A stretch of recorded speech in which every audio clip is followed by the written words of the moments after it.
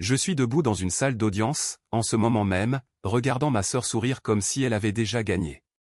Et je suis sur le point de voir ce sourire disparaître, de la manière la plus satisfaisante possible. Mais laissez-moi revenir en arrière, car vous devez comprendre comment nous en sommes arrivés là. Comment une sœur peut réellement poursuivre son frère en justice pour sa maison, comment les parents peuvent soutenir cette poursuite, et comment le fait de rester silencieux pendant 12 ans a été la meilleure décision que j'ai jamais prise. Je m'appelle Nathan, j'ai 35 ans. Je travaille dans l'investissement immobilier, et je possède 12 propriétés, d'une valeur d'environ 3,2 millions de dollars. Ma famille n'en a aucune idée. Enfin, ils ne le savaient pas jusqu'à il y a environ 2 minutes, lorsque le juge a dit quelque chose qui a rendu le visage de ma sœur livide, et mes parents ont cessé d'applaudir. Laissez-moi commencer par le début. J'ai une sœur aînée, Lisa, elle a 38 ans. En grandissant, Lisa était la favorite. Non pas subtilement, mais manifestement, douloureusement la favorite. Quand j'avais 10 ans, j'ai gagné un concours scientifique. 3e place sur 200 enfants. J'ai ramené mon ruban, excité de le montrer à mes parents. Papa a levé les yeux de son journal pendant exactement 3 secondes. C'est gentil, Nathan. La même semaine, Lisa a intégré l'équipe de cheerleading junior varsity, JV, pas l'équipe varsity. JV en 2e année, ce qui était attendu. Mes parents lui ont organisé une fête surprise, ont invité toute la famille, et ont acheté un gâteau sur lequel était écrit « Notre star ». J'ai appris très tôt que mes réussites étaient sympas, les siennes étaient célébrées. Au lycée, j'ai obtenu une bourse complète pour l'université d'État, études et logements couverts. La réaction de mes parents fut « bien. Ça nous fera économiser de l'argent. Tu devras travailler l'été pour contribuer aux dépenses. » J'ai travaillé tous les étés, dans l'aménagement paysager, la vente au détail, tout ce que je pouvais trouver, et j'ai envoyé de l'argent à la maison pour les dépenses. Lisa a échoué à l'université après 2 ans. Mes parents lui ont payé son loyer pendant 3 ans, le temps qu'elle se débrouille. Ils ne lui ont jamais demandé de contribuer un sou. Le schéma était clair, on s'attendait à ce que je me débrouille seule, Lisa était prise en charge. Alors, j'ai appris à me débrouiller seule. J'ai obtenu ma licence immobilière à 22 ans. J'ai commencé comme agent, je gagnais un bon salaire, je vivais à bon marché. À 23 ans, j'ai acheté ma première propriété, un petit condo, une chambre, dans un quartier difficile. J'ai payé 87 000 $, mis 20% d'acompte, ayant économisé chaque centime pendant 2 ans. J'en ai parlé à mes parents lors du dîner du dimanche. Maman, c'est risqué, chérie. L'immobilier peut être volatile. Papa, es-tu sûr de pouvoir payer l'hypothèque? Lisa, pourquoi voudrais-tu posséder quelque chose dans ce quartier? Aucune félicitation, juste des inquiétudes et des jugements. Pendant ce temps, la même année, Lisa s'est fiancée à Todd. Mes parents leur ont donné 15 000 $ pour le mariage. Moi, j'ai eu droit à une leçon sur la planification financière responsable. C'est là que j'ai pris une décision, je bâtirai ma fortune en silence. Pas d'annonce, pas de mise à jour, juste du travail. Au cours des 12 années suivantes, c'est exactement ce que j'ai fait. J'ai loué le condo après 2 ans, acheté une 2e propriété, puis une 3e. Chaque propriété était financée par les revenus locatifs des précédentes, plus mes commissions immobilières. Je vivais modestement, j'ai gardé ma vieille Honda Civic, et j'habitais une maison décente mais pas tapa accent Graveleuil, ma résidence principale, que j'ai achetée à 26 ans. 3 chambres, joli quartier, rien d'ostentatoire. Mes parents pensaient que c'était la seule propriété que je possédais. Ils pensaient que je m'en sortais, pas mal, en tant qu'agent immobilier, mais sans plus. Ils n'avaient aucune idée qu'à 35 ans, je possédais ma résidence principale, valeur, 450 000 $, entièrement payée, 11 propriétés locatives, allant des condos aux petites unités multifamiliales. La valeur totale de mon portefeuille s'élevait à 3,2 millions de $, mes revenus locatifs mensuels nets s'élevaient à 14 400 $, et ma valeur nette, après hypothèque, était d'environ 2,1 millions de $. Je conduisais la même vieille Honda, portais des vêtements ordinaires, vivais dans la même maison, allais au dîner du dimanche, et les écoutais parler de la vie de Lisa, de ses difficultés, de ses enfants. Je n'ai jamais mentionné que je gagnais plus en revenus passifs que la plupart des gens ne gagnent en travaillant à temps plein. Pourquoi? Parce que j'avais retenu ma leçon. Le succès faisait de moi une cible. Chaque fois que j'avais réalisé quelque chose en grandissant, c'était soit minimisé, soit transformé en une occasion pour Lisa de se sentir mal, ce qui signifiait que je devais me sentir coupable. Alors, j'ai arrêté de partager, j'ai construit mon empire en silence. Les dîners du dimanche étaient une routine, chaque semaine chez mes parents. Moi, Lisa, son mari Todd, leurs 2 enfants. Les conversations étaient toujours les mêmes, le travail de Lisa dans le commerce de détail, les chiffres de vente de Todd, les activités des enfants, mes parents s'extasiant sur Emma et Jacques, leurs petits-enfants. Quand ils me posaient des questions, toujours dans l'immobilier, Nathan? Oui, toujours là-dedans. Bien, bien. Revenu stable. Je ne peux pas me plaindre. Puis, il revenait à Lisa. C'était très bien. Je n'avais pas besoin de leur attention. J'avais mon entreprise, mes investissements, ma vie. Mais Lisa était en difficulté. Toujours en difficulté. Todd travaillait dans la vente, revenu incohérent. Lisa travaillait à temps partiel dans le commerce de détail. 2 enfants, toujours en retard sur les factures, toujours stressés, et toujours en train de me demander de l'argent. Ça a commencé petit. Et, Nathan, je peux t'emprunter 200 $? Je te rembourse la semaine prochaine. Jamais remboursé. Mais j'aidais, parce que c'est ce que fait la famille, n'est-ce pas?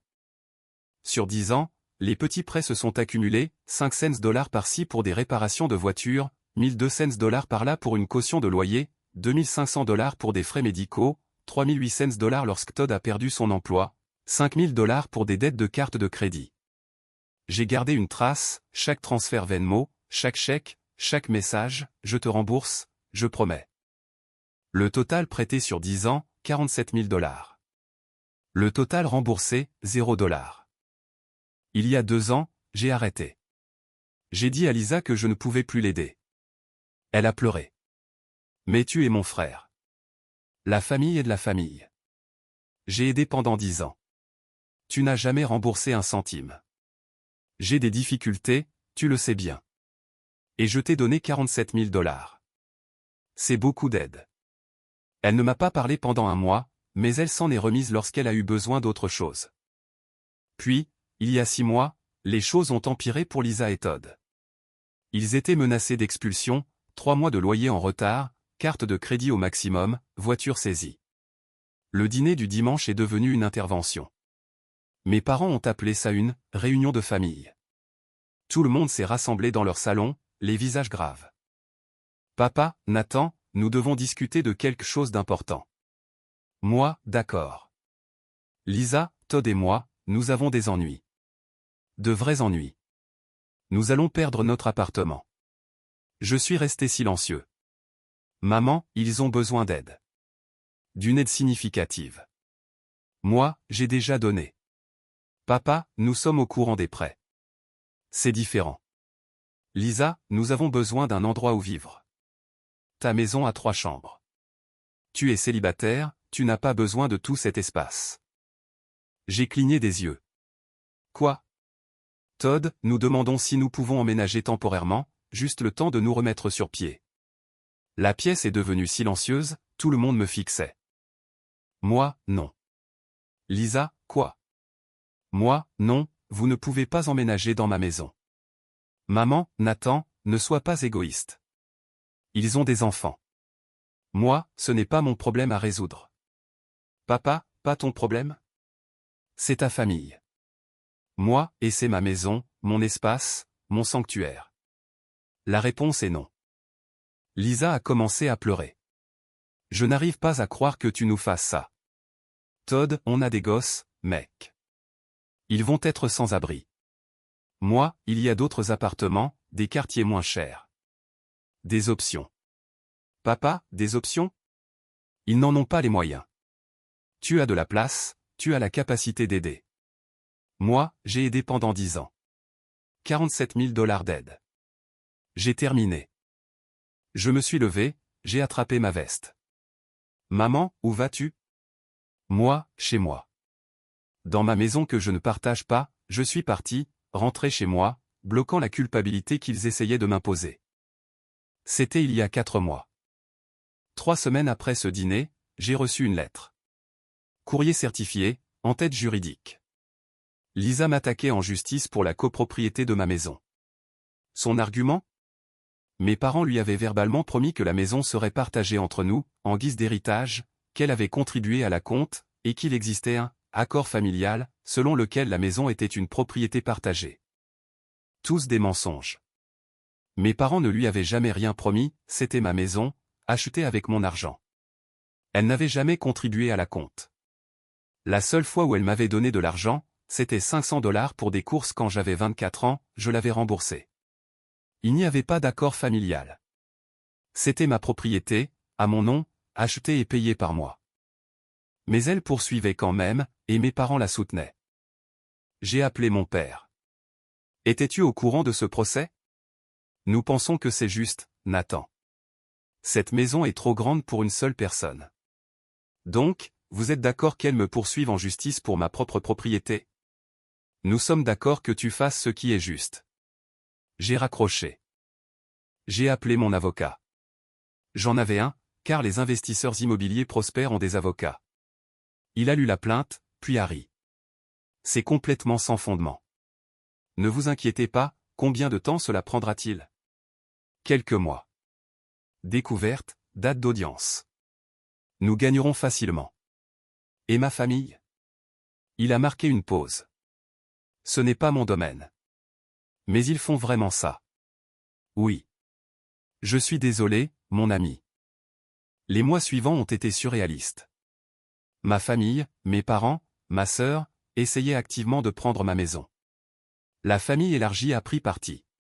La plupart se sont rangés du côté de Lisa parce qu'elle a des enfants et que Nathan est égoïste. Tante Carole, j'ai entendu dire que tu ne laisserais même pas la famille de ta sœur rester chez toi. Oncle Mike, c'est froid, neveu. Les cousins ont publié des statuts passifs-agressifs sur Facebook concernant la loyauté familiale. Je n'ai rien dit, je me suis juste préparé pour le tribunal. La phase de découverte a eu lieu. L'avocat de Lisa a demandé mes documents financiers. J'ai fourni des documents uniquement liés à la maison en question, dossier d'achat, relevé hypothécaire montrant qu'elle était payée, acte de propriété portant uniquement mon nom. Rien sur mes autres propriétés. Pas pertinent pour l'affaire. L'avocat de Lisa pensait que j'étais un agent immobilier en difficulté avec une seule maison.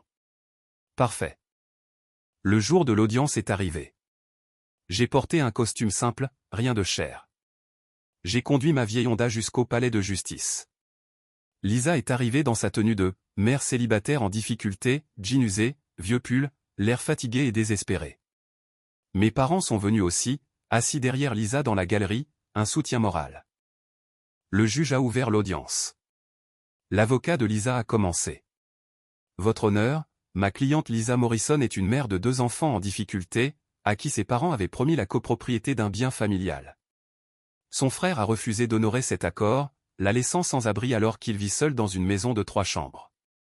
Un appel émotionnel, jouant sur la corde sensible. Mon avocat s'est levé. Votre honneur, ces allégations sont totalement dénuées de fondement. Madame Morrison n'a jamais contribué à cette propriété. Il n'y a eu aucun accord verbal. Elle n'a aucune qualité pour agir en justice. Aller-retour.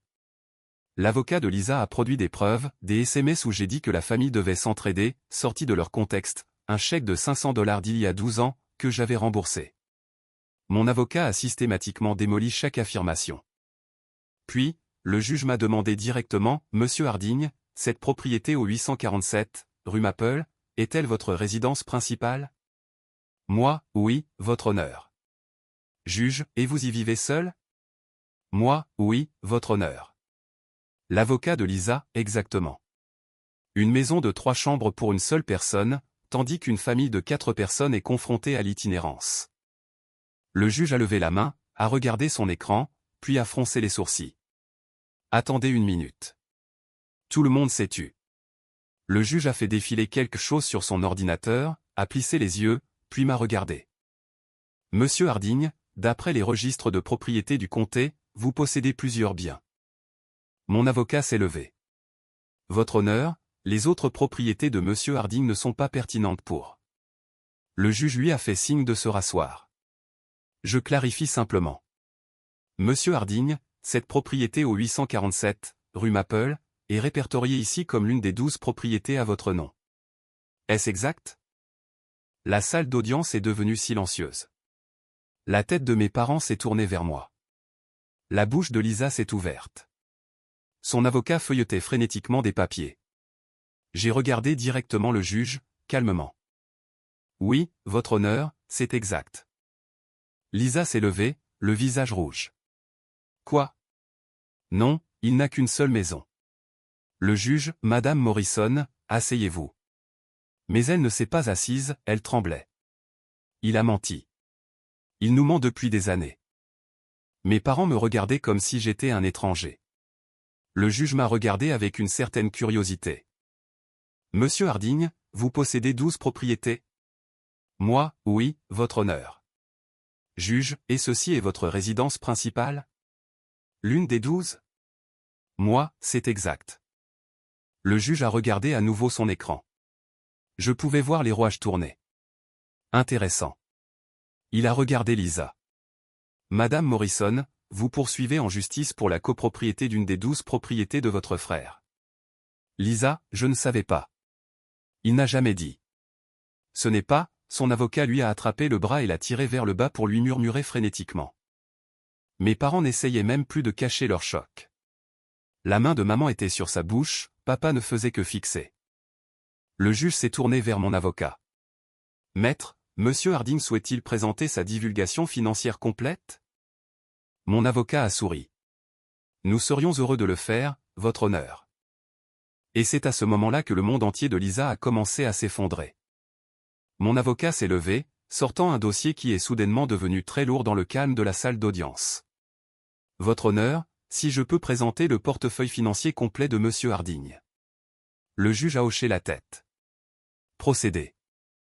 Mon avocat a remis des documents au greffier, qui les a transmis au juge. Puis, il s'est tourné vers la salle d'audience, face à Lisa, à son avocat, à mes parents. Monsieur Nathan Harding possède les propriétés suivantes. Il a commencé à lire la liste. Propriété 1, 847, rue Maple, résidence principale. Prix d'achat, 285 000 $.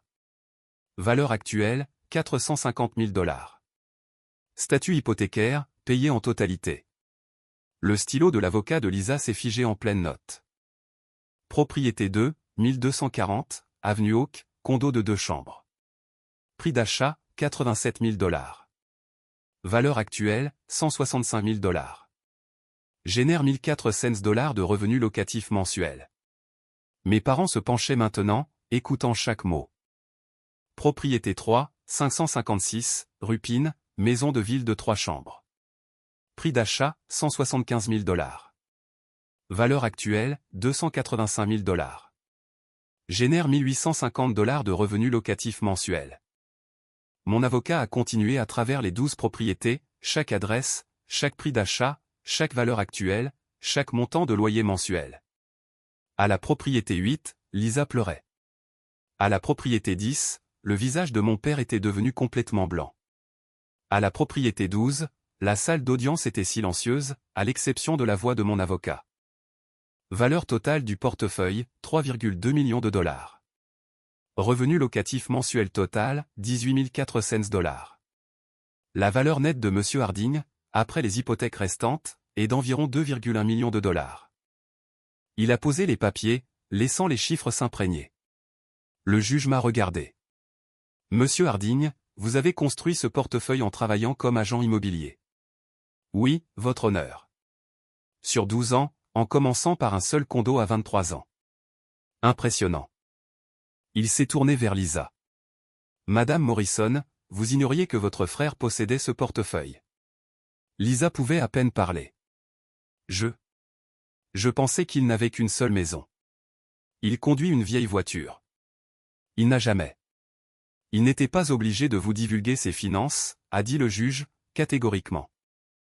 L'avocat de Lisa s'est levé, essayant de sauver quoi que ce soit. Votre honneur, cela renforce en fait notre dossier. Monsieur Harding a clairement les moyens d'aider sa sœur. Cela ne renforce rien du tout, a interrompu le juge. Ceci est un litige de propriété, pas une audience de charité. Madame Morrison n'a aucune réclamation sur aucune des propriétés de Monsieur Harding. Mon avocat n'avait pas terminé. Votre honneur, nous aimerions également présenter notre contre-plainte. La tête de Lisa s'est redressée. Quelle contre-plainte? Monsieur Harding intente une contre-plainte pour 47 000 $ de prêts impayés, plus intérêts, frais de justice et honoraires d'avocat. Mon avocat a produit une autre pile de papiers, relevés bancaires, transfert Venmo, capture d'écran de SMS, chaque prêt documenté. Sur 10 ans, Madame Morrison a emprunté de l'argent à son frère 23 fois, promettant à chaque fois de rembourser. Montant total, 47 000 $. Montant remboursé, 0. Il a montré au juge des SMS. Merci, frérot. Je te rembourse le mois prochain. Je promets. Tu es un sauveur. Je te rends ça bientôt. J'ai juste besoin de passer ce mois. Je ferai le nécessaire. Le juge les a examinés. Son expression en disait long. Madame Morrison, avez-vous emprunté cet argent? Lisa, c'était des cadeaux. La famille s'entraide. Mon avocat, les SMS indiquent clairement des prêts avec promesse de remboursement. Juge, Madame Morrison, avez-vous déjà remboursé l'un de ces montants? Long silence. Lisa, j'allais le faire. C'est juste que les choses ont été difficiles. Le juge a enlevé ses lunettes, s'est frotté les yeux. Laissez-moi m'assurer que je comprends bien. Madame Morrison, vous avez emprunté 47 000 $ à votre frère sur 10 ans, n'avez jamais remboursé un centime, puis l'avez poursuivi en justice pour la copropriété de sa maison, l'une des 12 propriétés qu'il possède, parce que vous croyez y avoir droit. Lisa, j'ai des enfants. Je suis sur le point d'être sans abri. Il a tout cet argent et il ne veut pas aider. Ce n'est pas ainsi que fonctionne la loi. Votre difficulté financière ne vous donne pas droit à la propriété de votre frère. Il a regardé les deux avocats. Voici ma décision. La salle a retenu son souffle. La réclamation de Madame Morrison pour la copropriété est rejetée. Il n'y a aucune preuve d'un quelconque accord, verbal ou autre. Aucune preuve de contribution financière. Cette affaire est entièrement sans fondement. Lisa a émis un bruit d'étouffement. De plus, concernant la contre-plainte de Monsieur Harding, Madame Morrison, vous devez à votre frère 47 000 $ de prêts impayés. Ajoutant les frais de justice et les honoraires d'avocat de Monsieur Harding, le jugement total s'élève à 56 400 $. Todd, qui était resté silencieux pendant tout ce temps, s'est levé. Quoi? Nous n'avons pas cet argent, monsieur le juge. Alors vous n'auriez pas dû déposer une plainte futile. Jugement en faveur de Monsieur Harding. Affaire classée. Il a frappé son marteau. Lisa s'est effondrée sur sa chaise, sanglotant. Todd a quitté la salle d'audience avec fracas, claquant la porte. Mes parents sont restés assis là, me regardant comme si j'étais quelqu'un qu'ils n'avaient jamais rencontré. Je me suis levé, j'ai boutonné ma veste de costume, et je suis sorti calmement. Derrière moi, j'ai entendu Lisa crier « Ce n'est pas fini. Ce n'est pas fini. » Mais ça l'était. À l'extérieur du palais de justice, j'avais fait peut-être 6 mètres avant que mes parents ne me rattrapent. Papa m'a attrapé le bras. Nathan, arrête. Je me suis tourné, j'ai regardé sa main sur mon bras, il a lâché. Le visage de maman était rouge, les larmes coulaient. 12 propriétés. 12. Et tu ne nous as jamais dit? Vous n'avez jamais demandé. Papa, ne sois pas intelligent. Tu nous as laissé croire que tu t'en sortais à peine. Je n'ai jamais dit que je m'en sortais à peine. Vous l'avez supposé. Lisa est sortie à ce moment-là, le mascara coulant, Todd derrière elle avec un air meurtrier. Lisa a crié, « Tu nous as menti pendant des années. » Moi, je n'ai pas menti. J'ai juste choisi de ne pas partager mes informations financières, ce que je n'étais pas obligé de faire. Maman, nous sommes de la famille. Moi, la famille vient de me poursuivre en justice pour ma maison. Maman, elle était désespérée. Elle a des enfants. Moi, et j'avais 47 000 $ que je lui ai prêtés sur 10 ans. Combien de plus devais-je donner? Papa, tu aurais pu nous dire que tu réussissais. Nous aurions été fiers. J'ai réellement ri. Non, vous ne l'auriez pas été. Papa, ce n'est pas juste. Moi, vous vous souvenez quand j'ai acheté mon premier condo? Vous m'avez dit que j'étais risqué et irresponsable. Vous vous souvenez quand j'ai obtenu ma licence immobilière? vous avez demandé quand j'allais trouver un vrai travail. Vous vous souvenez quand Lisa a échoué à l'université et que vous avez payé son loyer pendant 3 ans? J'étais à l'université, avec une bourse, travaillant l'été, envoyant de l'argent à la maison. Avez-vous déjà pensé à être fier de ça? Silence.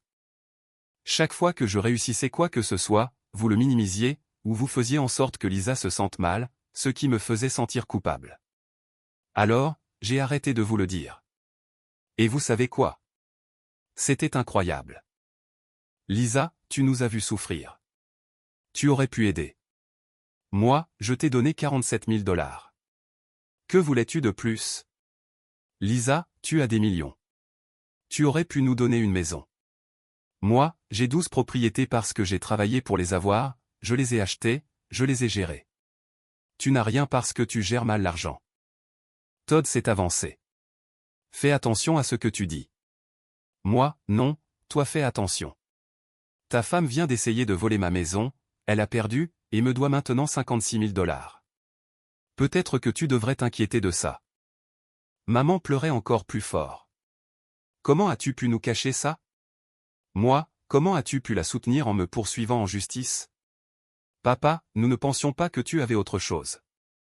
Moi, vous pensiez que cette maison était tout ce que j'avais, et cela rendait acceptable de prendre la seule chose que vous pensiez que je possédais. Pas de réponse. C'est bien ce que je pensais.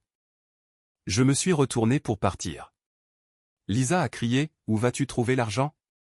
Je ne peux pas payer ça. Je vais tout perdre. Moi, ce n'est pas mon problème. Le tribunal fera saisir tes salaires. Je me suis arrêté, je me suis retourné, je l'ai regardé droit dans les yeux. Tu as déjà tout perdu, à la seconde où tu as déposé cette plainte. Je suis monté dans ma Honda et je suis parti. Dans mon rétroviseur, ma sœur sanglotait dans les bras de ma mère, mon père fixait ma voiture, Todd donnait un coup de pied dans une poubelle. Je ne ressentais rien. Les conséquences ont été immédiates. Le soir même, la famille élargie savait que quelqu'un avait été au palais de justice. La nouvelle s'est répandue rapidement. Tante Carole a appelé. Est-ce vrai? Lisa t'a poursuivi en justice pour ta maison. Oui. Et tu as 12 propriétés. Oui. Oh mon Dieu. Tant mieux pour toi, Nathan. C'est incroyable. Merci. Je suis tellement désolé, nous avions cru sa version des faits. Nous ne savions pas, c'est bon. Oncle Mike a envoyé un SMS. J'ai entendu ce qui s'est passé. T'es un dur à cuire. Fier de toi. Les cousins ont commencé à me contacter, les gens qui avaient pris le parti de Lisa étaient soudain très intéressés par mes conseils immobiliers. J'ai ignoré la plupart d'entre eux. Pendant ce temps, la vie de Lisa s'effondrait en temps réel. Le jugement a été inscrit dans le système judiciaire. Ses salaires seraient saisis, 25% de chaque chèque de paie allant directement à moi jusqu'à ce que les 56 400 $ soient entièrement payés. À son travail dans le commerce de détail, elle gagnait 2400 $ par mois, ce qui signifiait 600 $ de moins par chèque de paie, lui laissant 1800 $ par mois. Elle était toujours en retard sur le loyer, toujours criblée de dettes, et maintenant, avec un jugement qui la saignait à blanc. Todd était furieux. Leur mariage, déjà tendu, a commencé à se fissurer. J'ai appris par Ryan, mon frère cadet, qui était resté neutre, qu'ils se disputaient constamment. Tu as poursuivi ton frère en justice et tu as tout perdu, criait Todd. J'essayais de nous aider, criait Lisa en retour. Tu étais juste cupide. Ryan m'a appelé une semaine après le procès. Mec, on peut parler? Bien sûr. Nous nous sommes rencontrés dans un café. Il avait l'air fatigué. Je ne savais pas que tu étais riche, a-t-il dit. Est-ce que ça change quelque chose? Non, mais c'est cool. Je suis fier de toi. Il a fait une pause. Pourquoi tu ne l'as dit à personne? À cause de ça. Parce qu'à la seconde où les gens savent que tu as de l'argent, tu deviens un guichet automatique. C'est déprimant. C'est la réalité. Ryan a hoché la tête lentement. Maman et papa paniquent. Je parie qu'ils n'arrêtent pas de dire qu'ils auraient été fiers, qu'ils t'auraient soutenu. Ils me mentent, ou ils se mentent à eux-mêmes. Je ne suis pas sûr. Lisa est en train de s'effondrer. Elle s'est attirée ça toute seule. Je sais, mais c'est quand même ma sœur, notre sœur. Je l'ai regardée. Tu prends parti? Non, je dis juste que c'est triste. C'est triste. Triste qu'elle ait pensé pouvoir me voler. Triste que nos parents l'aient soutenu. Triste que j'ai dû cacher mon succès pendant 12 ans pour éviter exactement ça. Ryan n'a pas argumenté, il a juste siroté son café. Pour ce que ça vaut, a-t-il dit, je pense que tu as fait ce qu'il fallait. Merci. Mais maman veut te parler. Non. Papa aussi. Toujours non. Ils sont vraiment bouleversés. Ryan, ils ont soutenu Lisa en me poursuivant en justice pour ma maison. Il n'y a rien à discuter. Il a acquiescé. Compris. Il a changé de sujet. Nous avons parlé de son travail, de sa petite amie, des choses normales. C'était agréable, la première interaction familiale normale que j'avais eue depuis des mois. En partant, il m'a serré dans ses bras. Je suis content que tu ailles bien. Vraiment. Merci, mec. Et juste pour que tu saches, je suis de ton côté, même si je ne le dis pas devant eux. Cela signifiait plus qu'ils ne le savaient. 2 semaines après le procès, il s'est passé quelque chose qui m'a fait rire pour la première fois depuis des mois. Mon gestionnaire immobilier a appelé. Monsieur Harding, nous avons reçu une demande pour la propriété 7. Les locataires déménagent le mois prochain. Bien. De bons candidats? Eh bien, il y a une demande. Non, Lisa Morrison. Elle dit qu'elle est votre sœur. Je suis resté silencieux un instant, puis j'ai éclaté de rire. Monsieur Harding, refusé. Je m'en doutais, je voulais juste confirmation. Oui, refus catégorique. Ajoutez-la à la liste de non-location. C'est déjà fait. Lisa avait essayé de louer l'une de mes propriétés sans me le dire, après m'avoir poursuivi en justice. L'audace était presque impressionnante. J'ai bloqué son numéro ce jour-là. J'ai bloqué les numéros de mes parents aussi. J'en avais fini. Fini d'être le plan de secours. Fini d'être le guichet automatique. Fini d'être le fils qu'ils oubliaient jusqu'à ce qu'ils aient besoin de quelque chose. 3 mois après le procès, j'ai acheté ma 13e propriété, une belle maison de 4 chambres dans un meilleur quartier, ma nouvelle résidence principale. L'ancienne maison, celle pour laquelle Lisa m'avait poursuivi, je l'ai transformée en location. Je l'ai mise en location pour $2200 par mois. J'ai eu des candidatures en 1 semaine. J'ai choisi un jeune couple sympathique, une enseignante et un infirmier. Lisa avait voulu cette maison, maintenant, des étrangers y vivaient, me payant un loyer. Parfait. 6 mois après le procès, ma vie était complètement différente. Portefeuille, 14 propriétés maintenant. J'en avais ajouté 2 autres, un duplex et un petit immeuble d'appartement. Revenu passif mensuel, $23 600. Valeur nette, $2,8 millions. Et j'avais une petite amie, Emily, 32 ans, architecte. Je l'ai rencontrée lors d'un événement de réseautage immobilier. Elle était au courant de mon portefeuille dès le premier jour. Elle n'était pas impressionnée par l'argent, elle était impressionnée par la stratégie. « Tu as construit ça tout seul ?» m'a-t-elle demandé lors de notre premier rendez-vous. Oui. C'est sexy. Nous étions ensemble depuis 4 mois. C'était facile, pas de drame, pas de demande d'argent, juste 2 personnes qui réussissaient et qui s'appréciaient mutuellement. Pendant ce temps, le monde de Lisa brûlait. La saisie sur salaire l'a durement touchée, $600 toutes les 2 semaines, partie avant qu'elle ne les voie. Elle n'a pas pu payer son appartement. Elle a été expulsée après 2 mois. Elle a déménagé dans un endroit moins cher, un appartement d'une chambre dans un quartier difficile. Les enfants partageaient la chambre, elle dormait sur le canapé. Todd a demandé le divorce 3 mois après le procès. Je ne peux plus faire ça, a-t-il dit à Ryan. Elle nous a détruits. Le procès, la dette, son sentiment de droit. J'en ai fini. Le divorce a été laid. Todd a obtenu la garde principale, emploi stable, logement stable. Lisa avait un week-end sur 2. Elle avait 38 ans, divorcée, vivait dans un appartement d'une chambre, travaillait dans le commerce de détail, et me payait $1200 par mois en saisie sur salaire, voyant à peine ses enfants. Mes parents ont essayé de l'aider financièrement. Ils lui ont donné $10 000 de leurs économies de retraite. Cela a duré 2 mois, parti pour le loyer en retard, les factures, les frais d'avocat. Il ne pouvait pas se permettre plus, il commençait à réaliser que la situation était permanente. Maman m'a appelé, je n'ai pas répondu. Elle a laissé un message vocal. Nathan, s'il te plaît, nous devons parler. Ta sœur s'effondre. Nous avons eu tort de soutenir le procès. S'il te plaît, rappelle-nous. Je l'ai supprimé. Papa a essayé aussi, par email cette fois. Fils, je sais que tu es en colère, mais cela a assez duré. Lisa souffre. Ta mère pleure tous les jours. Pouvons-nous parler, s'il te plaît? Je n'ai pas répondu. Ryan me tenait informé sans que je le demande. Papa a eu un problème de santé, rien de grave, mais ça les a secoués. C'est nul. Ils veulent te voir. Pas intéressé.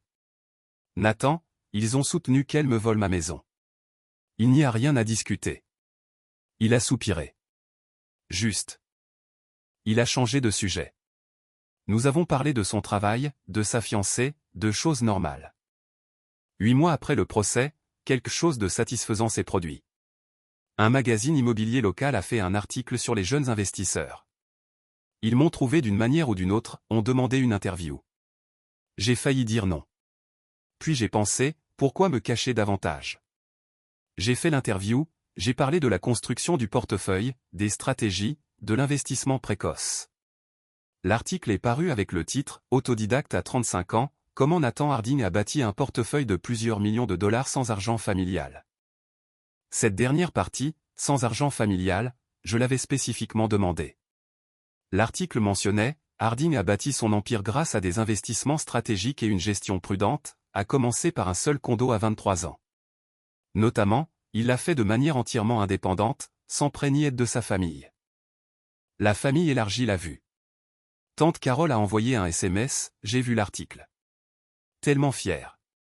Nous devrions faire la fête.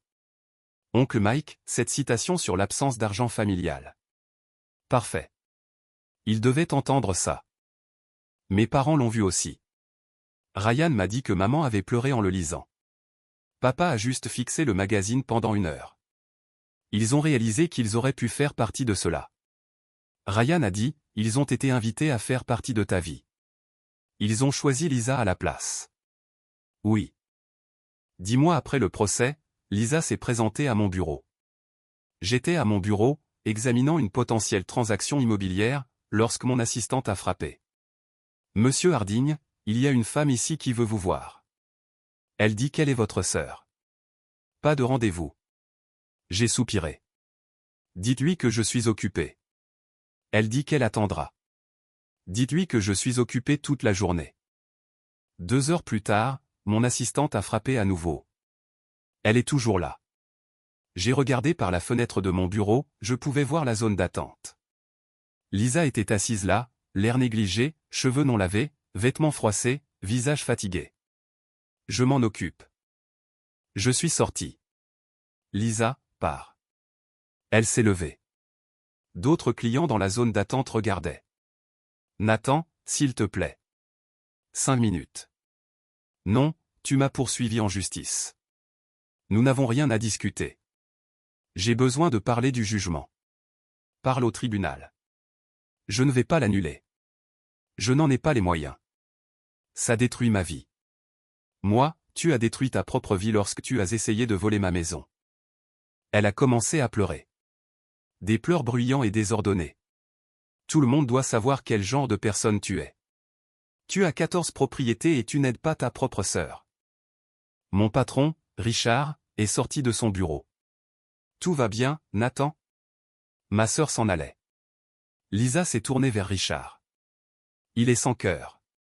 Il a des millions et il me regarde souffrir. Richard m'a regardé, je suis resté calme.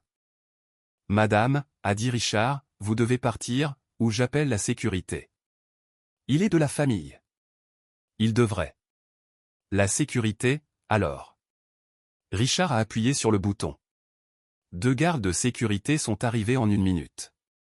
Ils ont escorté Lisa dehors pendant qu'elle criait à propos de mon avarice et de ma cruauté. Après son départ, Richard m'a tapé sur l'épaule. La famille? Malheureusement, celle qui t'a poursuivi en justice? C'est elle. Bien joué d'avoir tenu bon. La plupart des gens craquent sous cette pression. J'ai appris très tôt que craquer ne fait que les encourager. De retour dans mon bureau, je n'étais même pas ébranlé, juste ennuyé d'avoir perdu du temps de travail. Ce soir-là, Émilie m'a demandé comment s'était passée ma journée. Lisa s'est présentée au travail.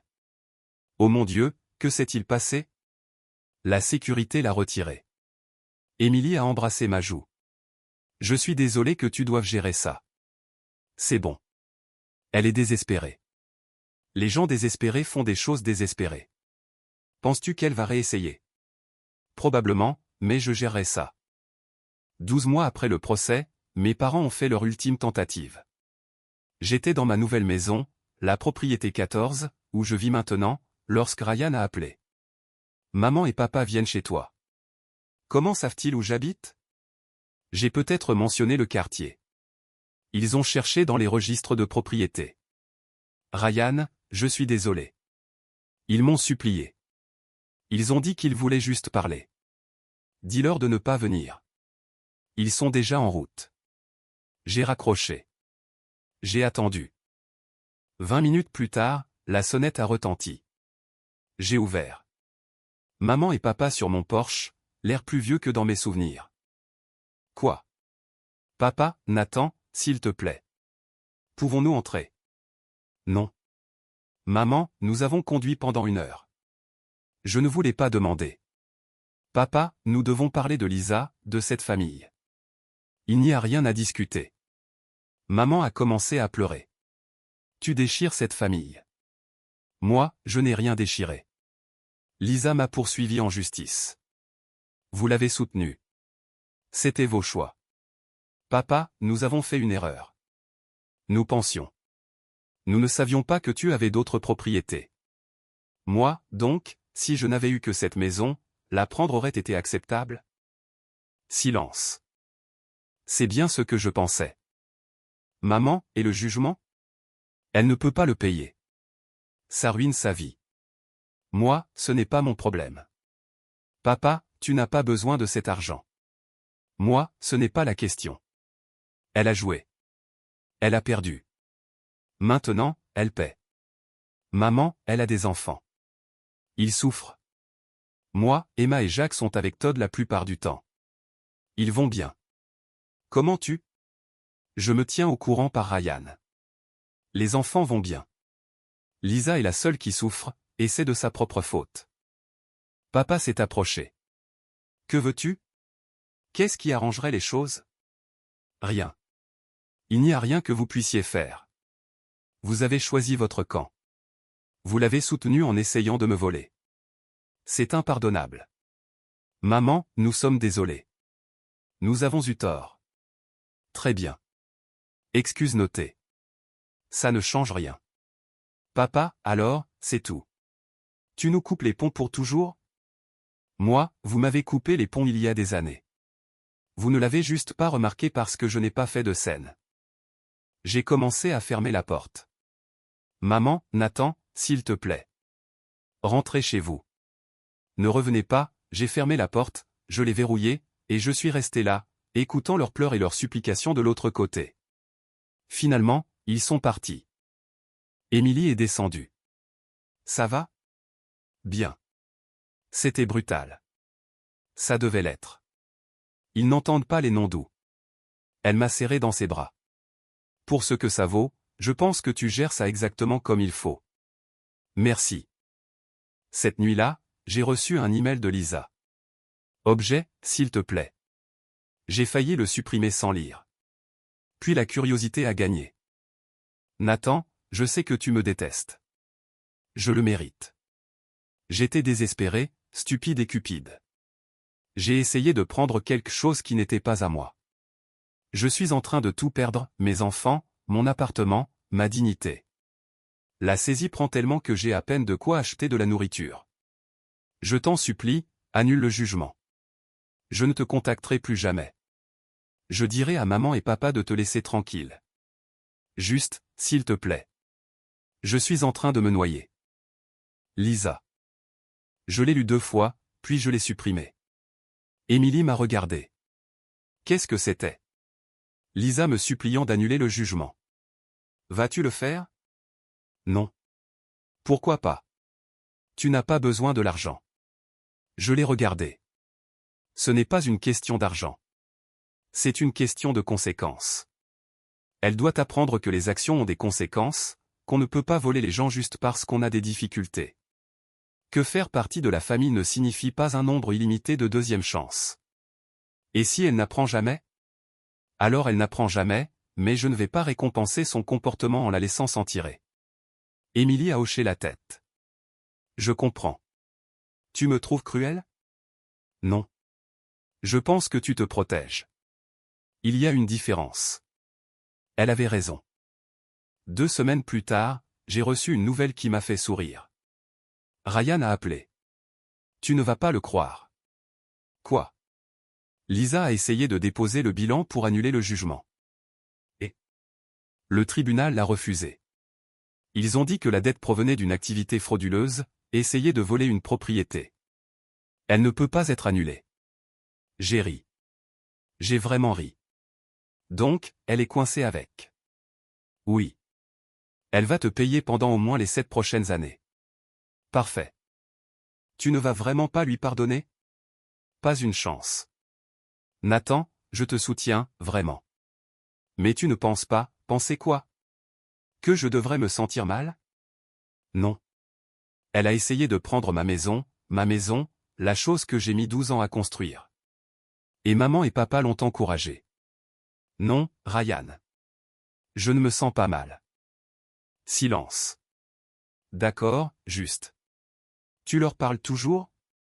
Oui, mais je ne leur dis rien sur toi. Bien. Ils demandent sans cesse, cependant, ce que tu fais, si tu vas bien, si tu es toujours avec Émilie. Que leur dis-tu? Que tu prospères. Que tu es heureux. Que tu n'as pas besoin d'eux. Parfait. Parce que c'était vrai. Je prospérais, j'étais heureux, je bâtissais une vie avec quelqu'un qui me valorisait, et je n'avais pas besoin d'eux. Plus maintenant. Plus jamais. 18 mois après le procès, j'ai demandé Émilie en mariage. Nous étions dans l'une de mes propriétés locatives, un duplex rénové avec une terrasse sur le toit. Je l'avais emmenée là sous prétexte de vérifier les rénovations. Sur le toit, surplombant la ville au coucher du soleil, je me suis agenouillé. Émilie, tu es la première personne qui m'ait aimé sans rien attendre de moi. Veux-tu m'épouser? Elle a dit oui avant que je n'ai fini ma phrase. Nous avons fixé le mariage 6 mois plus tard, petite cérémonie, amis proches, famille d'Émilie. J'ai fait la liste des invités, envoyé les invitations. Ryan en a reçu une, mes amis de l'université, des collègues, tante Carole et oncle Mike, ils avaient été de soutien tout du long. Mes parents n'en ont pas reçu. Ni Lisa. Ryan a appelé quand il a reçu son invitation. Ils vont le découvrir. Je sais. Ils vont être dévastés. Tant mieux. Nathan, ils ont soutenu Lisa en essayant de voler ma maison. Ils se sont présentés sur mon lieu de travail. Ils m'ont tendu une embuscade à la maison. Je ne leur dois pas une invitation de mariage. Je sais. Je voulais juste m'assurer que ça te convenait. Je n'ai jamais été plus d'accord avec quoi que ce soit. Très bien, alors. Je suis honoré d'être invité. Tu es aussi mon témoin. Silence. Vraiment? Oui. Tu es la seule famille qui m'ait soutenu. Je le ferai. Merci. La nouvelle s'est répandue rapidement. Petite ville, petite communauté, les gens parlent. Ma mère l'a découvert par tante Carole, qui l'a mentionné par hasard, pensant que mes parents étaient déjà au courant. Maman a appelé Ryan en pleurant. Nathan se marie et il ne nous l'a pas dit. Ryan, il organise une petite cérémonie. Maman, nous sommes ses parents. Ryan, vous avez aussi soutenu Lisa en le poursuivant en justice pour sa maison. Maman, c'était il y a presque 2 ans. Ryan, certaines choses n'ont pas de date d'expiration. Elle lui a raccroché au nez. 2 jours plus tard, papa m'a appelé directement. Je n'ai pas répondu. Il a laissé un message vocal. Nathan, nous avons entendu parler du mariage. Nous voulons être là. Nous savons que nous avons fait des erreurs, mais nous sommes toujours tes parents. s'il te plaît, rappelle-nous. Je l'ai supprimé. Puis j'ai reçu un SMS de Lisa. J'ai entendu dire que tu te mariais. Félicitations. Je suppose que je ne suis pas invité. Moi, exact. Lisa, après tout, tu ne peux même pas me laisser célébrer avec toi? Moi, après que tu aies essayé de voler ma maison. Non. Lisa, je serai toujours ta sœur. Moi, biologiquement, oui. À tous autres égards, non. Elle n'a pas répondu. Le mariage a été parfait. Petit lieu, 50 invités, tous ceux qui comptaient vraiment. Émilie était incroyable. Sa famille m'a totalement accueilli. Le discours de son père a porté sur Nathan, qui a bâti une vie qui mérite d'être célébrée. Le discours de témoin de Ryan était parfait. Il a mentionné comment j'avais toujours été le stable, celui qui réussissait tranquillement, celui qui n'avait pas besoin de validation. Et Émilie, a-t-il dit, tu es la première personne qu'il ait vue pour qui il est vraiment, pas pour qui les gens voulaient qu'il soit. Émilie a pleuré. Moi aussi. Aucun parent présent, aucune sœur, juste des gens qui avaient choisi d'être là. Ce fut le plus beau jour de ma vie. 2 semaines après le mariage, mes parents ont fait une dernière tentative. Ils se sont présentés à ma maison, la nouvelle, plus grande que la précédente, pendant le brunch du dimanche. Émilie et moi recevions des amis lorsque la sonnette a retenti. J'ai ouvert. Maman et papa, bien habillés, tenaient un cadeau emballé. Félicitations pour le mariage, a dit maman, la voix tremblante. Merci. Au revoir. J'ai commencé à fermer la porte. Papa l'a poussé. Nathan, s'il te plaît. 5 minutes. C'est tout ce que nous demandons. Émilie est apparue derrière moi. Nathan, tout va bien? Mes parents partaient. Maman a regardé Émilie. Vous devez être Émilie. Nous avons tant entendu parler de vous. De qui? A demandé Émilie froidement. Parce que Nathan ne parle pas de vous. Maman a tressailli. Émilie s'est tenue à côté de moi. Je sais ce que vous avez fait, soutenir le procès de sa sœur, vous présenter à son travail, le harceler. Vous n'avez pas le droit de jouer à la famille heureuse maintenant. Papa, nous avons fait des erreurs.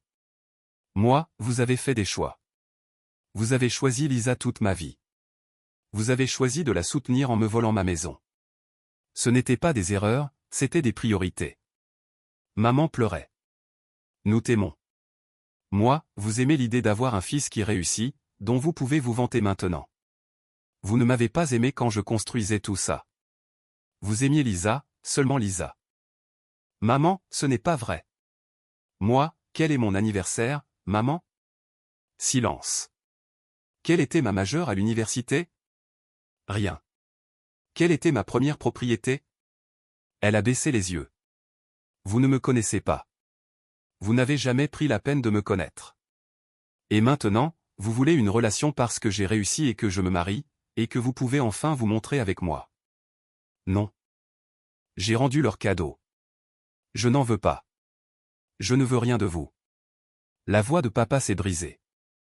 Nous sommes tes parents. Moi, vous êtes des gens à qui je suis lié. C'est tout. Maintenant, partez. Émilie a fermé la porte. Nous sommes retournés au brunch. Nos amis n'ont pas posé de questions, ils nous ont juste accueillis. Cet après-midi-là, j'ai reçu un appel d'un numéro inconnu. J'ai répondu par habitude. Nathan Harding à l'appareil. Ici le tribunal du comté de Greene. Nous appelons concernant le jugement contre Lisa Morrison. Elle a demandé une audience pour négocier les termes et elle allègue une difficulté financière, demandant des paiements réduits ou un règlement. Ma réponse est non. Le jugement reste tel quel. Vous êtes sûr? Le tribunal peut faciliter. Je suis sûr.